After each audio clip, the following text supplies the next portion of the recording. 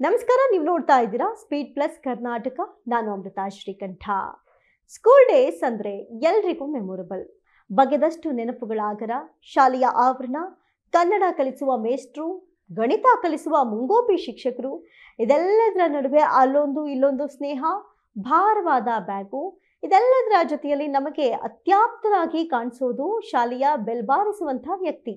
ಪ್ರತಿದಿನವೂ ವಿದ್ಯಾರ್ಥಿಗಳಿಂದ ಸಿಟ್ಟು ಹಾಗೂ ಖುಷಿ ಎರಡನ್ನಾ ಪಡೆದುಕೊಳ್ಳುವಂಥ ಏಕೈಕ ವ್ಯಕ್ತಿ ಅಂದ್ರೆ ಅದು ಆ ಶಾಲೆಯ ಗಂಟೆ ಬಾರಿಸುವ ಅಂಕಲ್.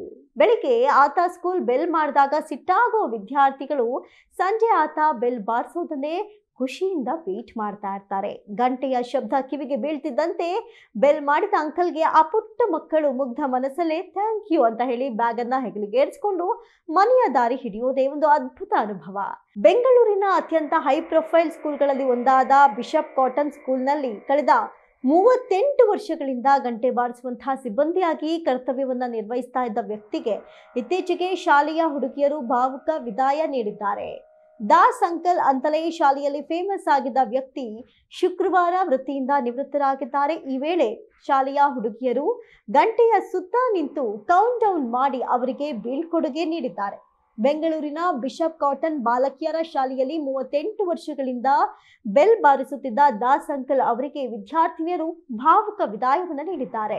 ಇನ್ನು ಗಂಟೆಯ ಸುತ್ತ ನಿಂತು ವಿದ್ಯಾರ್ಥಿಗಳು ಕೌಂಟ್ ಡೌನ್ ಎಣಿಸ್ತಾ ಇದ್ರೆ ದಾಸ್ ಅಂಕಲ್ ಇದು ಲಾಸ್ಟ್ ಡೇ ಆಗಿರುತ್ತೆ, ವರ್ಕ್ ದಿನವನ್ನ ಅಂತ ಭಾವುಕರಾಗಿದ್ರು. ಕಣ್ಣಾಲಿಗಳು ತೇವವಾಗಿ ಕಾಣಿಸ್ತಾ ಇತ್ತು. ಎಂದಿನಂತೆ ಶಾಲೆ ಮುಗಿಯುವ ಗಂಟೆಯನ್ನ ಬಾರಿಸ್ತಾ ಇದ್ದಂತೆ ವಿದ್ಯಾರ್ಥಿನಿಯರು ಅವರನ್ನ ಬೀಳ್ಕೊಟ್ರು. ಈ 38 ವರ್ಷಗಳ ಕಾಲ ದಾಸ್ ಅಂಕಲ್ ಇಡೀ ಈ ಶಾಲೆಯ ಒಂದು ಲಯದ ರೀತಿ ಇದ್ದಂಥವರು. ಹಾಗಂತ ಅವರು ಯಾವುದೇ ಪಾಠ ಉಪನ್ಯಾಸ ಮಾಡ್ತಾ ಇರಲಿಲ್ಲ. ಆದ್ರೆ ಸಾವಿರಾರು ವಿದ್ಯಾರ್ಥಿಗಳ ಪಾಠ ಯಾವಾಗ ಆರಂಭ ಆಗಬೇಕು, ಯಾವಾಗ ವಿಶ್ರಾಂತಿ ಪಡಿಬೇಕು, ಯಾವಾಗ ಕನಸು ಕಾಣಬೇಕು ಅಂತ ಹೇಳುವ ಗಂಟೆಯನ್ನ ಬಾರಿಸ್ತಾ ಇದ್ದಂತಹ ವ್ಯಕ್ತಿ. ಇಂದು ಅವರ ನಿವೃತ್ತಿ ಕೇಳಿ ಎಲ್ಲಾ ವಿದ್ಯಾರ್ಥಿಗಳಿಗೂ ಬೇಸರವಾಗಿದೆ. ಮುಂದಿನ ದಿನಗಳು ಒಳ್ಳೆಯದಾಗಿರಲಿ ಅಂತ ಮಾಜಿ ವಿದ್ಯಾರ್ಥಿಯೊಬ್ಬರು ಕಾಮೆಂಟ್ಸ್ ಗಳನ್ನ ಮಾಡಿದ್ದಾರೆ. ಆಡಳಿತ ಮಂಡಳಿಯನ್ನ ಮೆಚ್ಚಿಕೊಂಡ ನೆಟ್ಟಿಗರು ಈ ವಿಡಿಯೋಗೆ ಸೋಷಿಯಲ್ ಮೀಡಿಯಾದಲ್ಲಿ ಭಾರಿ ಕಾಮೆಂಟ್ಸ್ ಗಳನ್ನ ಮಾಡಿದ್ದಾರೆ. ಹೆಚ್ಚಿನವರು ಶಾಲೆಯ ಆಡಳಿತ ಮಂಡಳಿಯನ್ನ ಮೆಚ್ಚಿಕೊಂಡಿದ್ದಾರೆ. ಸಾಮಾನ್ಯವಾಗಿ ಶಾಲೆಯಲ್ಲಿ ಇಂಥ ವ್ಯಕ್ತಿಗಳು ನಿವೃತ್ತರಾದಾಗ ಸುದ್ದಿಯಾಗೋದೇ ಇಲ್ಲ.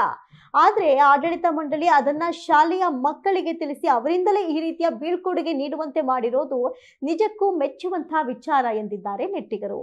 ಕಳೆದ 38 ವರ್ಷ ಕೆಲಸ ಮಾಡ್ತಾ ಇದ್ದಂತಹ ವ್ಯಕ್ತಿ ಕೊನೆಯ ಬಾರಿಗೆ ಬೆಲ್ ಬಾರಿಸಿದ್ದಾರೆ. ನಮ್ಮ ಪ್ರತಿ ಬೆಳಗ್ಗೆಯನ್ನ ಅವರು ಮಾರ್ಕ್ ಮಾಡ್ತಾ ಇದ್ರು. ಪ್ರತಿ ನೆನಪುಗಳು ಇವೆ. ಇವರು ಟೀಚರ್ ಅಲ್ಲ, ಆದ್ರೆ ಶಾಲೆಯ ಹೃದಯ. ಕೆಲವು ಗುಡ್ ವೈಬ್ಗಳು ಬೆಲ್ನ ಶಬ್ದಕ್ಕಿಂತ ಹೆಚ್ಚು ಮನಸ್ಸಿಗೆ ತಾಕತ್ತೆ ಅಂತ ವಿಡಿಯೋ ಹಂಚಿಕೊಂಡಿರುವಂತಹ ವಿದ್ಯಾರ್ಥಿನಿ ಬರೆದುಕೊಂಡಿದ್ದಾರೆ. ಶಾಲೆಯ ಬೆಲ್ಲನ್ನ ಕೊನೆಯ ಬಾರಿಗೆ ಬಾರಿಸೋದಕ್ಕೆ ಬಂದ ವ್ಯಕ್ತಿಗೆ ಶಾಲೆ ಹಾಗೂ ವಿದ್ಯಾರ್ಥಿಗಳು ನೀಡಿದಂತಹ ಫೇರ್ವೆಲ್ ಅನ್ನ ನೋಡಿ ಖುಷಿಯಾಗಿದೆ ಅಂತ ಮತ್ತೊಬ್ಬರು ಬರೆದಿದ್ದಾರೆ.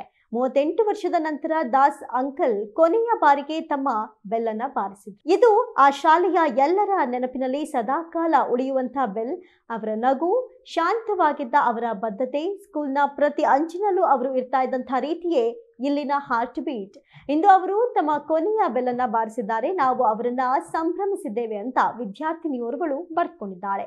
ಒಟ್ಟಾರೆ ಶಾಲೆಯ ದಿನಗಳೇ ಚಂದ ಅಲ್ವಾ? ಇದಾಗಿತ್ತು ಈ ಕ್ಷಣದ ವಿಶೇಷ. ನೋಡ್ತಾರೆ ಸ್ಪೀಡ್ ಪ್ಲಸ್ ಕರ್ನಾಟಕ, ನಿಮ್ಮಿಂದ ನಿಮಗಾಗಿ, ನಿಮಗೋಸ್ಕರ.